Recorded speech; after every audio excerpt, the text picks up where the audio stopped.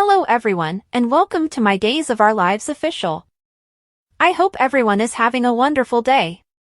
Before we begin, please hit the subscribe button and give this video a thumbs up. Kayla gently reprimanded Steve for acting as though he had forgotten their anniversary at their home. She gave in and kissed Steve on the lips when he asked whether he was forgiven. Kayla wished Stephanie could have her own special Valentine's Day date as the couple sat down to enjoy wine and her favorite cheese.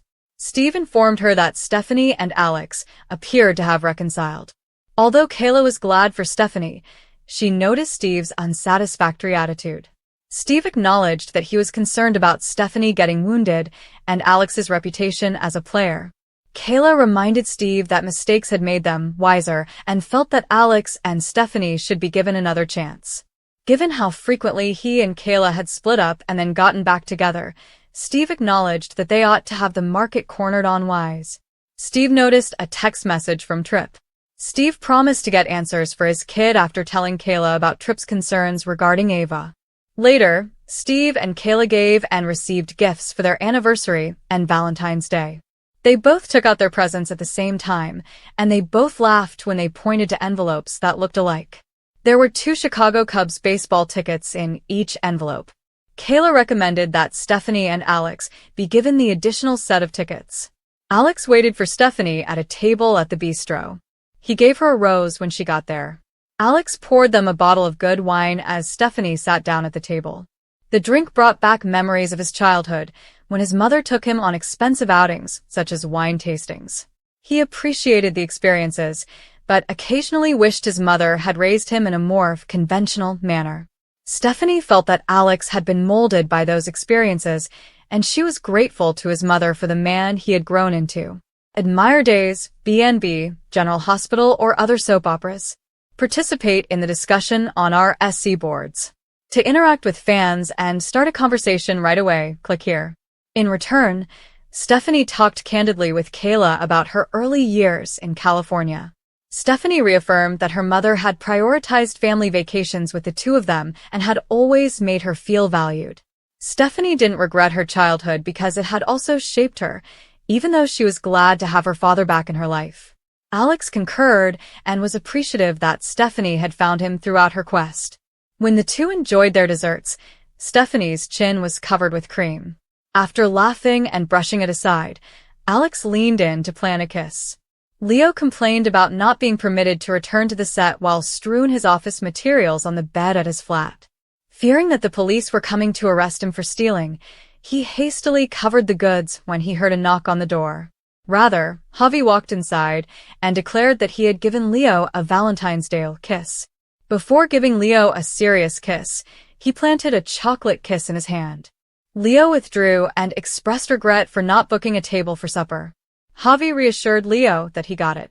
Javi would give Leo some time to think about losing his dream job. To exchange gifts, the couple sat on the bed. Javi handed Leo a pillow that was engraved with the words, "Come sit by me if you have nothing nice to say." Javi revealed that the gift instantly brought Leo to mind and assured him that he would always be available for a sit-down. After setting the pillow center on his bed, Leo went to get his present for Javi. Javi opened the box with excitement when he saw it was from a luxury retailer. "It must have cost a fortune," he said, swooning over the blue scarf within. Leo opposed Javi's request that they return it because he wanted to get Javi a great present while he was still able to.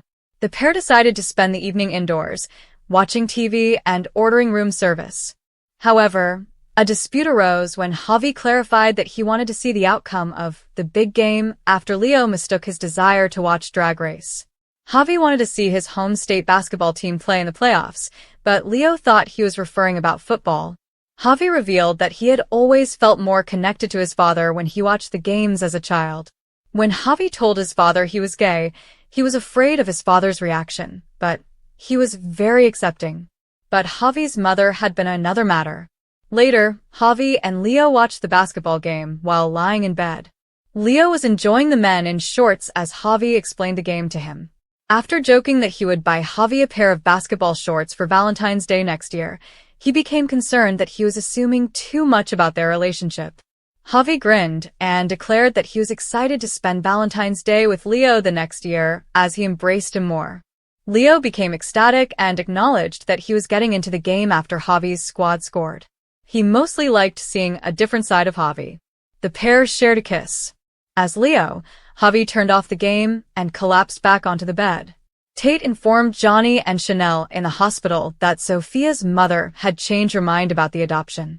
Johnny gave Chanel a look and said, "Maybe you just did," in response to Tate's statement that Sophia and him needed to find the ideal couple. Chanel explained that she and Johnny may adopt the child after Tate became perplexed. The couple explained that they had been talking about starting a family when Tate inquired if they were serious. Tate offered his condolences after Chanel and Johnny discussed their encounter with Kayla. Johnny said that they had been considering their choices before to Tate's arrival. He and Chanel thought that meeting Tate might have been fate telling them it was meant to be. Since he and Tate were cousins, Johnny explained, the child would remain in Tate's family. Johnny was concerned that Chanel might be coming on too strongly or that they might be upsetting Tate. Tate informed them that was untrue and that he and Sophia had been looking for a suitable pair that Sophia's mother would approve of for a while.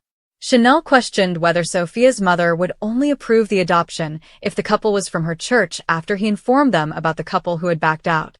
Tate was only aware that Sophia's mother would prefer the adoptive spouse to have good Christian values, thus he was unable to provide specifics. After Tate clarified, Johnny and Chanel looked at each other once more. Tate stated that since he was already running late for their date, he wanted to meet Holly before he could speak with Sophia.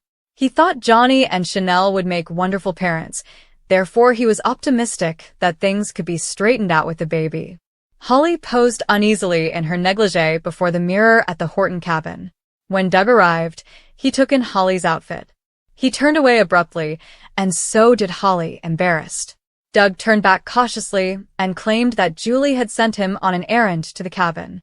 Tate was late, but Holly acknowledged that she had arrangements with him. Holly faltered that she was just trying on the negligee and that she would take it off before Tate got there when Doug said that she and Tate had quite the night. In an embarrassing attempt to explain, Doug said that he had merely meant that Holly looked nice. When he discovered what Julie had sent him looking for, he vowed to depart. Holly questioned in jest if it was a collection of love poems, and she was shocked too. Doug discovered the book and revealed that it included the words to a song his grandfather had composed for Julie.